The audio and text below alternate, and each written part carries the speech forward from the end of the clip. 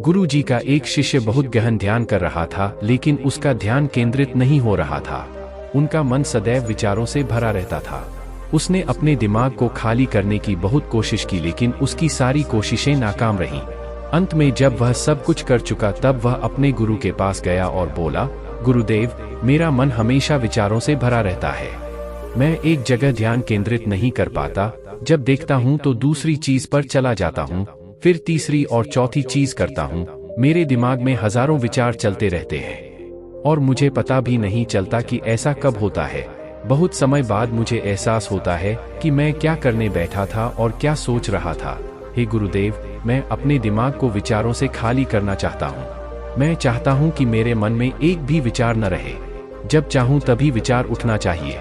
गुरु ने कहा कि किसी भी समस्या का समाधान तभी होता है जब हम समस्या की जड़ तक पहुँचते हैं, समस्या को ठीक से समझते हैं और जानते हैं। क्या आपने उस मन को भी जाना है जिसे आप खाली करना चाहते हैं? शिष्य ने कहा, गुरुदेव, मैंने मन को जानने की बहुत कोशिश की है, लेकिन जितना इसके बारे में जानता हूँ, यह उतना ही रहस्यमय होता जाता है। गुरु ने कहा, जाओ और छोटे छोटे पत्थरों से भरा एक घड़ा ले आओ। तब शिष्य छोटे छोटे पत्थरों से भरा एक घड़ा ले आया और गुरु के पास रख दिया।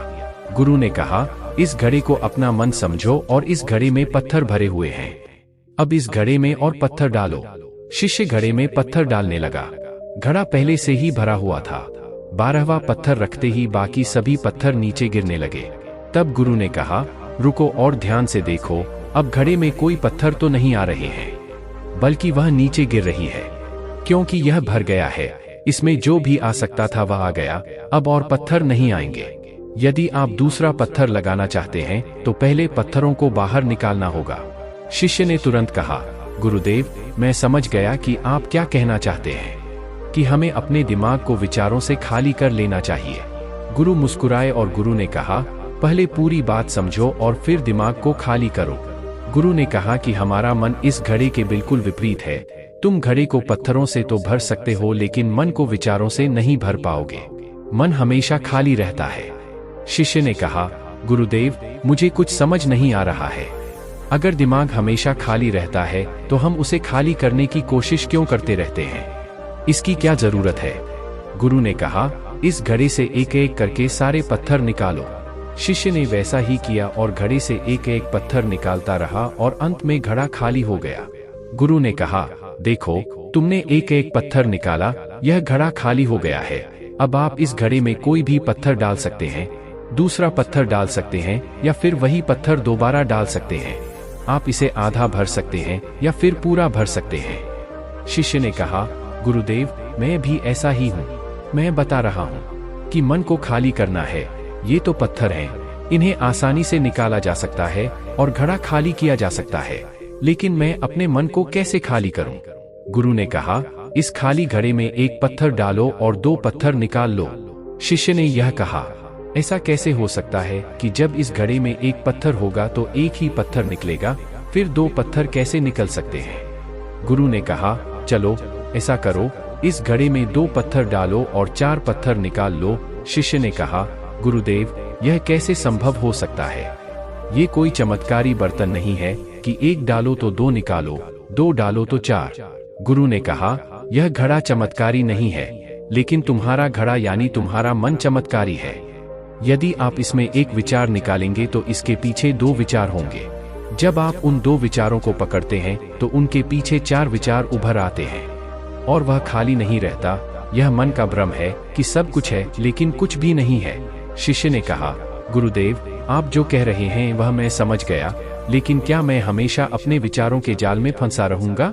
क्या मन के भ्रम से बाहर निकलने का कोई रास्ता है? बिल्कुल नहीं। और जब आप उन 4 विचारों को पकड़ते हैं तो उनके पीछे 16 विचार उभरते हैं और ऐसा करने से विचारों की एक लंबी श्रृंखला बन जाती है और आप कहीं नहीं रुकते, एक के बाद दूसरे विचार को पकड़ते चले जाते हैं। यह मिट्टी का घड़ा पत्थरों के घड़े के समान है, भरा रहेगा, लेकिन आपका मन कभी नहीं भरता, वह हमेशा खाली ही रहता है। हमारा दिमाग भी एक विचार के बाद हमारे लिए हजारों विकल्प खोल देता है और हम एक मुख्य विचार को छोड़कर उन हजारों विकल्पों में फंस जाते हैं। शिष्य ने कहा, मैं आपकी बात अच्छी तरह समझ गया हूँ, लेकिन अब मुझे क्या करना चाहिए? मेरा मार्गदर्शन करें। गुरु ने कहा, मन के जाल में मत उलझो, मन को खाली करने की कोशिश मत करो, अपना ध्यान इकट्ठा करो, एकाग्रता लाओ, जो भी कर रहे हो उसे अंतिम मानकर करो। ऐसे करो कि बाद में इसमें आपको कुछ भी करने की जरूरत नहीं है। और जब आप किसी दूसरे विचार पर काम करते हैं तो बस उसी पर काम करें, कोई दूसरा विचार नहीं। मन के भ्रम से बाहर निकलना इतना आसान नहीं है, लेकिन अभ्यास सब कुछ कर सकता है। शिष्य ने कहा, गुरुदेव, मैं भी ऐसा ही करूंगा। यह समझाने के लिए आपका बहुत बहुत धन्यवाद। हम सभी अपने दिमाग को खाली करने की कोशिश करते हैं, मन में उठते बैठते विचारों से परेशान रहते हैं। हम चाहते हैं कि ये विचार कहीं चले जाएं, और हम शांत हो जाते हैं। लेकिन जितना हम इन विचारों से दूर भागते हैं, हम विचारों का उपयोग करते हैं कि वे हमें शांत करते हैं, और वे आपके उन्हीं विचारों से जुड़े होते हैं जिन्हें आप छोड़ना चाहते हैं। इसलिए ये विचार इतनी शक्तिशाली है। जब आप सोचना ही नहीं चाहते तो आप शांत रह सकते हैं। यह तभी संभव है जब आप शांत रहने की कोशिश करना बंद कर दें और अपनी समस्या को हल करने पर ध्यान दें।